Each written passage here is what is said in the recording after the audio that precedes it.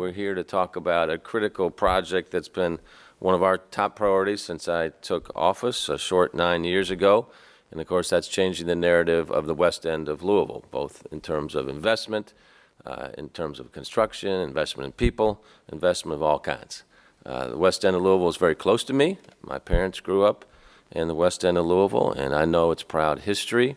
The Russell neighborhood, for example, just a few short blocks from here, was once known as the Harlem of the South until it was devastated by disinvestment, including institutionalized racist policies like redlining and urban renewal. We can't control that, but I'm happy to say this team here can control what's happening today and can control the future as well. I've always thought that the people of these historic neighborhoods deserve better, and it's our responsibility in this city to create a future where everybody, whether they be our youngest citizen born last night or maybe somebody a little more seasoned than that, has an opportunity to experience their full human potential. And that's what we define as compassion in our city. It's an action word that basically says whatever we can do to lift each other up, we're going to do that. So to make these changes happen, my team and I started having conversations with Russell residents and with our partners at the fabulous Louisville Metro Housing Authority and HUD and partners on this stage and just anywhere we could go basically to talk to people about how they saw the future of their neighborhood. We would do that. Those conversations led to lots of meetings, hundreds of meetings and thousands of hours of work to determine how we could move forward. That action led to our application for and ultimately receiving a $29.5 million Choice Neighborhood Grant. That's a highly competitive and highly sought after national grant that we're using to fund 620 mixed income rentals and 20 home ownership units, most of which will be priced at a rate that's affordable to the people who already live in Beecher. So winning that grant some 4 years ago now was a huge win for the city and a great statement to everybody in this room, because HUD was only going to grant those awards to cities where there was a high demonstration that the housing authority and the city government were partners and worked together and were aligned on priorities. And that, of course, then sprang forth all this opportunity that we see. That was the one big thing that we really needed to win and get the west end of Louisville's investment going. Not just for the $29.5 million, but then for the leverage that comes with that. It's about another $200 million of public and private public investment dollars to the Russell neighborhood, a number that we hope will increase as well through the Federal Opportunity Zone program. Now, work is already underway at Beecher Terrace. We broke ground in March 2019, and the project is going well. And in fall of 2020, a relatively short period of time from now, we expect to welcome the first residents back in to the new renovated mixed income housing units that symbolize the future of Russell, symbolize the future of West Louisville, and I think our entire city. Also, it's really critical that the changes in Russell benefit the people who call Russell home today. What we will be doing with the Russell neighborhood is to demonstrate how you can regenerate a neighborhood without displacing the people that live there. This is a problem all over the country where you see gentrification take place and the people that lived in the neighborhood have to move out. That's not right. So we've taken steps to help ensure that giving former Beecher Terrace residents a lifetime preference on the new replacement units so they'll have the option to always be in the neighborhood that they call home. But we do need to do more. If you know us as an operation and the housing authority, it's the same thing. We say we can always do more, we can always go faster. And so when we learned that HUD was offering millions of dollars in supplemental funding to help us meet our housing commitment to the people of Russell, we seized that opportunity to apply for those funds. So the Louisville Metro Housing Authority, under the leadership of the board and board chair Manfred Reed, our great CEO Lisa Osanka, applied for these grants. And I'm really proud to announce that the Louisville Metro Housing Authority has been awarded a $4 million supplemental grant to support the work of revitalizing Beecher Terrace. Yes. That's really significant because the supplemental grant will help the Housing Authority meet its housing budget costs, which have been very unpredictable in these last several years in America. given all the construction inflation that's taking place, both in terms of material cost and labor cost. And then, of course, this is a huge project as well. So the Housing Authority will continue to use our 2016 Choice Neighborhood Grant Award to provide Beecher Terrace residents with support services, including case management, job training, health assistance, and more. The $4 million can only be used for Beecher Terrace replacement housing units, and the terms of the grant give us an additional 2 years to complete all 758 Beecher Terrace replacement housing units, the last which will be completed by 2025.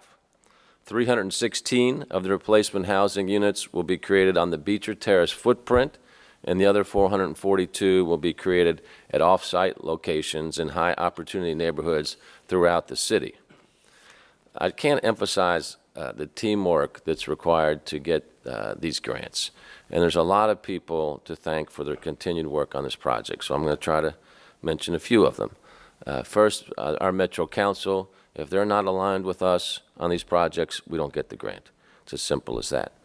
Barbara Sexton Smith, Councilman for District 4, is here with us today and is a tireless champion for these grants and the work of the council. So, Councilwoman, we thank you for your good work. The source for these funds and the oversight comes from HUD, Housing and Urban Development. So without them, obviously, these projects don't happen. So I really want to thank Field Officer Peter Jackson for being with us today, being very low-key in the back there, but thank you so much. We're fortunate to have the country's best congressman as well. Congressman John Yarmouth has helped us secure this and so many other examples of federal funding for our city. The congressman is always thinking about what can he do to assist his district, and this is just another example of that. So, Congressman, thank you so much for your good work. Our partners from the State Historic Preservation Office, they're working with us to help preserve and celebrate the legacy of this historic neighborhood and are an example of all the many players that have to come together to make a project like this happen. Our Develop Louisville team under Louisville Forward and Mary Ellen Wiederwall has been a big part of making all this happen to make sure that we're all synced up. So, Mary Ellen, thank you to you and your team. And then our master developer, McCormick Barron Salazar. These are big, complicated projects, and HUD just doesn't grant these to folks that just are willy-nilly and don't have a lot of experience in this area. MBS, McCormick Barron Salazar, is the best in the country at these type of projects. So I want to thank MBS for helping us, and you'll be hearing from them here shortly. So thank you guys for your good work. And then last, I want to thank the Louisville Metro Housing Authority team. One of the things that I learned quickly when I became mayor and visited HUD was the high respect that they have for LMHA. And that is not the case with all the different cities around the country. So it was really one of our competitive advantages as a city for us to continue the housing, to develop housing that we have here, because we still have a long way to go. So I want to thank Tim Berry, who was here when we applied for this. Tim mentored many of us in the housing field. I want to thank Lisa Osanka, who I mentioned earlier, as our leader. And then I want to thank, of course, the entire board. We see a lot of our board members here, so thanks to LMHA for pulling this off and doing a great job.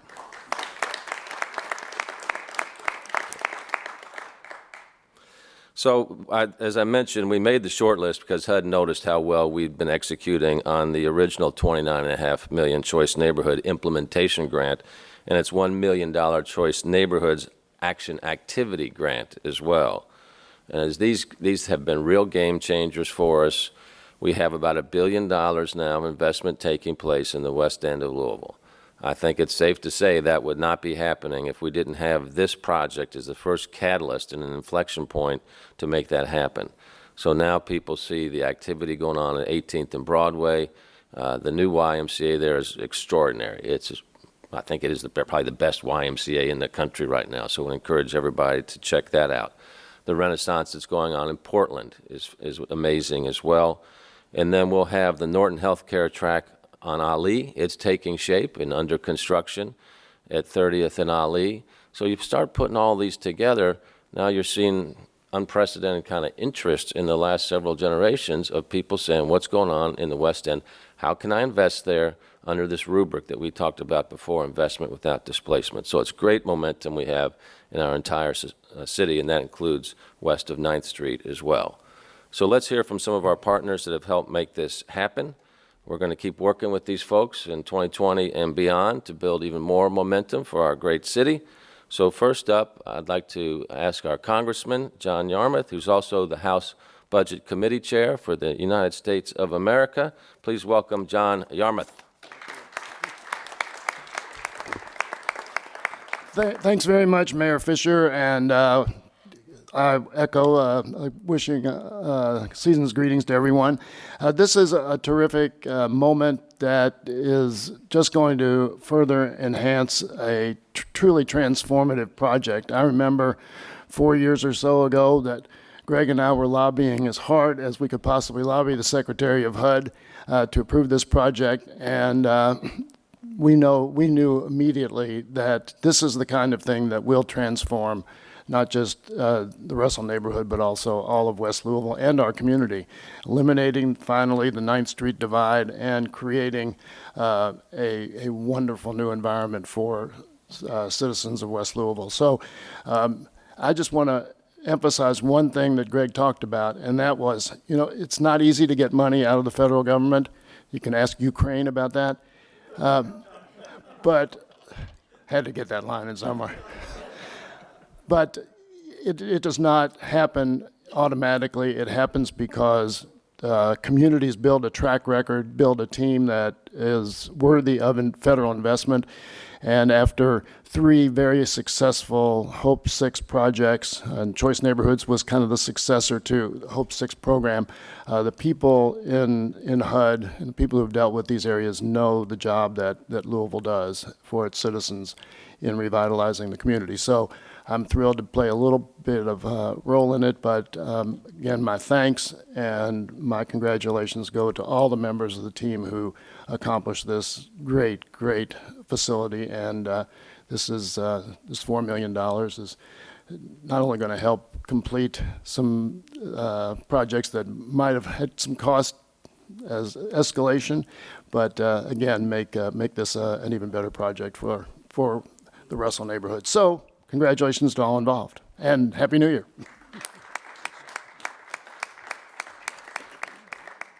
Thank you, Congressman. As I mentioned, our Housing Authority has done such a wonderful, steady job of executing its projects and being a good fiduciary for the funds that it has.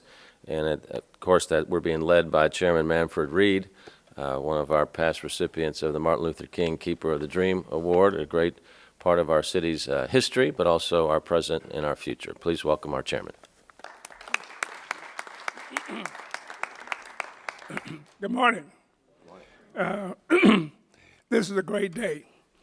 It's absolutely wonderful that we have received these funds in order to extend our housing production and development in the Russell neighborhood. I'm a resident of Russell and a lifetime resident of the West End. And we have seen the decline in property values and the abandonment of property for years. And this is the beginning of an initiative toward restoring those values, restoring the population.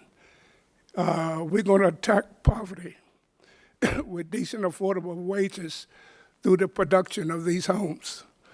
We look forward to every resident to be able to regain their footing in the neighborhood and come back home.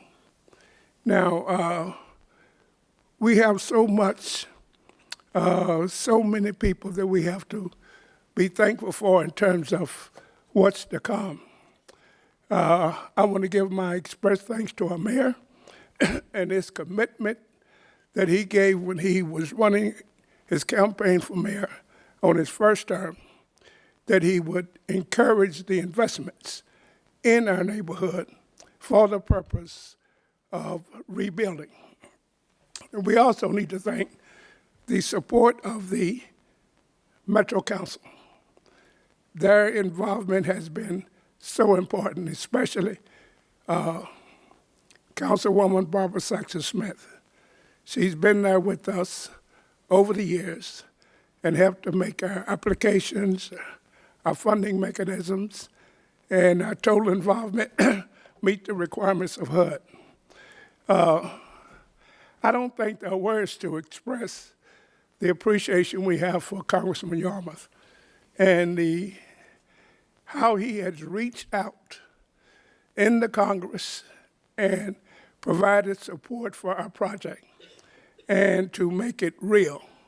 And he can begin to see the benefits of his work on 9th Street when we're building the new senior citizen facility. So thank you very much. Also, our board of directors is being restructured to be able to meet a much greater challenge. We have the challenge of providing 4,000 home replacements just in Russell. That's quite a task. And I would like to introduce our board members, Mr. Glenn Skibbert, Dr. Harris, and I don't see any other board member. We also have Ms. Kathleen O'Neill, who's been our director in terms of project development. And you know, whenever you go to the Housing Authority office in the morning and you see her there, and you come back to a meeting at 6 o'clock in the meeting, and she's still there, that's a dedicated employee. And so we want to give our most gracious thanks to Ms. O'Neill. There's so much and so many people, to include Mr. Ray, our financial officer, that helps to maintain and keep our present accountability standards up to par. Now, also, I want to say that from the street, the residents and former residents of Russell are looking forward to coming home. And we want to thank all of you that have made this possible. And we want to be able to bring affordable housing, and in the construction of these homes, we want to be able to bring livable wages to the employees. So there's, as you can see, there's so much benefit that comes out of the project that will last throughout generations.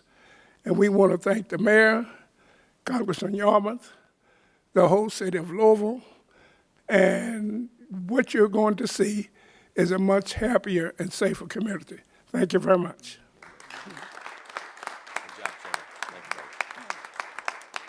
Thank you, Chairman. I wanted to point out, too, that Kathleen O'Neill wrote the grant to help us get this, so that's a lot of arduous work there. It's paying off, so thank you very much. If you want to get an on-the-ground view of what's taking place and how people are feeling about the projects and what they want in projects, Councilwoman Barbara Sexton Smith is always on the call, both for hearing what her residents think, but also then advocating for them, so we appreciate that. Councilwoman. Yes, thank you. Well, good morning, and as I think about where we are today, we are only a few short days away from flipping a decade. And it's not just any decade, because Mayor Fisher, when we go into the next decade, if I see clearly, you see where I'm headed? We're going to 2020, and that should be the decade, the year, the beginning of perfect vision. Oh, should we be so lucky, Lisa, because if we had had perfect vision in the past, we would not be perfect today. We would just have different challenges today. And so I wanted to step up and just say thank you so much to our friends at HUD, our friends in Washington, D.C., for believing in us, not just once, not twice, 3, 4, 5. You guys keep believing in us. And I'm going to ask you, keep on believing, because I think in 2020, we are going to see a lot more clearly. And as it's been said, I've operated with a face-to-face, on-the-street corner kind of leadership style, because that's where I'm most comfortable. That's where the vast majority of the folks are and gather and are living. So Manfred Reed, I'll never forget knocking on your door over there in Beecher Terrace. You answered each time I knocked, and so did everybody else. And if you're wondering, where are the folks who were living in Beecher Terrace? Where are they? Oh, they're around, and they're watching, and they're very interested. And I'll leave the names out, but I will tell you, I did get a text message recently from a mom that I met in Beecher Terrace with 5 little children, and she's so excited. She's relocated to the Phoenix Hill neighborhood, and she just wanted me to know she's very happy, the kids are doing well, and she's going to choose to stay there. All right? Then there's other phone calls that come in, and folks want to know, when can I move back in? Lisa, folks are lining up, as you know, and the team knows. They want to come back in because Beecher Terrace represents the home that they've always known. And then, of course, there's Mr. Stevie, the bike man. Everybody always asks me, so where'd the bike man go? He is one of the most famous, most well-known folks in Beecher Terrace because any child in that area that needed a bike or needed a bike repair, they knew just to stop by Mr. Stevie's. Oh, he just went a few blocks west. He's doing great, and so is his wife. The one message I want to leave with everybody today, if we really want to have perfect vision and change this conversation in our community, which I believe that we do, that we are a divided community, I say we're a connected community. We talk about the 9th Street divide, I say it's the 9th Street connector. And let's start calling her by her name, Roy Wilkins Avenue. Have you ever asked yourself, why does that city always call it by the other name when its name is Roy Wilkins Avenue, named after a great historic leader that I'm going to challenge and ask everyone to understand? And the next thing I want to share is we do go into 2020. On behalf of the entire Metro Council, we are here to partner, we're here to serve, we're here to find solutions together, and just after the first of the year, I'll be filing legislation that will address one of the most common questions that I receive as a councilwoman whenever we are building in depressed neighborhoods. And it always is, Councilwoman, what's going to happen to the property value of my home? What's going to happen to my property taxes? What's going to happen if I want to repair my home and then the value goes up and there goes the property taxes with it? Well, I say this, there are some of us on the council working together on the legislation that we're going to be filing, with hopes of keeping those property taxes at the level where they are if the homeowner stays in the home and meets certain benchmarks. We'll be releasing more details about that. However, our property taxes are pretty much regulated by Frankfurt here in the Commonwealth of Kentucky. There are a few small things that we can do, and this is one of them. And lastly, everybody keeps saying, Councilwoman, you and the mayor keep talking about all that money coming west of Roy Wilkins Avenue. So who's getting it all? It's flowing evenly throughout the West End, and something that I'm going to be working on during my last year as councilwoman representing District 4 is how many minority-owned businesses certified are there in the construction industry. And I want to thank our friends at McCormick Barron Salazar for working closely with me on that. They are very focused on local participation. They're very focused on minority-owned businesses participating in this vast amount of construction going on in our community. And so I appreciate your many visits and many phone calls. You'll be hearing from Laura in just a moment. But we're going to stay focused on that. I, for one, will not be happy until we can double the number of minority-owned certified businesses in the construction industry. And you, Lance, you may think, double? How are you going to do that? Well, the number's not very large right now, but that's going to change because 2020 is on its way. It's just a few days away. So HUD, thank you. McCormick Barron Salazar, thank you. Congressman Yarmouth, oh my goodness, thank you for your leadership. It's only one of a kind. And Mayor Fisher, thank you so much for always letting me participate in keeping the dream alive and building the dream. And lastly, Manfred Reed, we would not be standing here today if it were not for his undying, unwavering commitment to the West End. So thank you and congratulations to everybody who made this additional grant possible. Mayor Fisher. Thank you, Councilwoman. All right, closing us out is Laura Kinsel-Bear. She's with McCormick Barron Salazar, our master developer for the project. Laura. Thank you, Mayor Fisher. On behalf of my colleagues at McCormick Barron Salazar, I want to thank Louisville and especially the Russell community for letting us be a part of this renaissance that is happening in Louisville right now. We're thrilled. Lots of exciting changes mean lots of new opportunities for many. Thousands of new jobs in hospitality, logistics, and in construction. that I have witnessed just in the 3.5 years that I have been working in the Louisville community. I looked up some statistics, and in the last decade, I found that Jefferson County has added 100,000 new jobs, which is really impressive, and unemployment has been steadily declining. MBS, McCormick Barron Salazar, is proud to be part of that momentum. Construction is a very tough industry. The work ebbs and flows with the market, with seasons, and we see construction going on all over Louisville at the same time. So this is a market opportunity for women and minority-owned businesses and contractors. At Beecher right now, we have 45 contractors total, and 40% though of the construction dollars are being paid to minority and women-owned and disabled-owned businesses. But as Councilwoman Sexton-Smith said, we want to see more participation, especially from startups who are looking to grow and learn and build their business. That's what we would like to see. We are also exceeding our Section 3 employment goals, our hiring goals. Since March, since starting construction at Beecher, 52 full-time livable wage jobs have been created, and almost half of those jobs have gone to Beecher or Russell residents. Most of whom really came to us with little to no construction experience. So we are just thrilled to be able to be a part of creating those opportunities. We're so thankful to HUD. We couldn't obviously do it without HUD's support.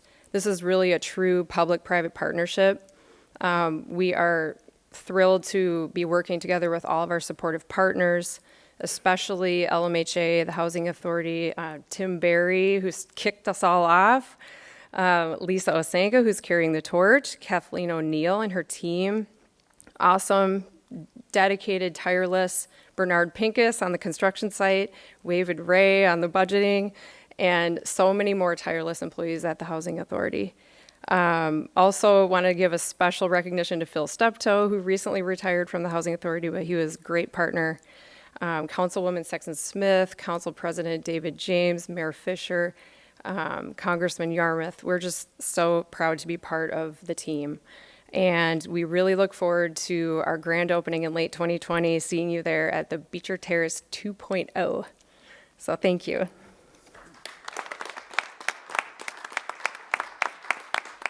All right, everybody, you get the picture. It's a big project. A lot of people participate in it. A lot of people are going to benefit from it. So thanks for coming out today, and Happy New Year, everybody.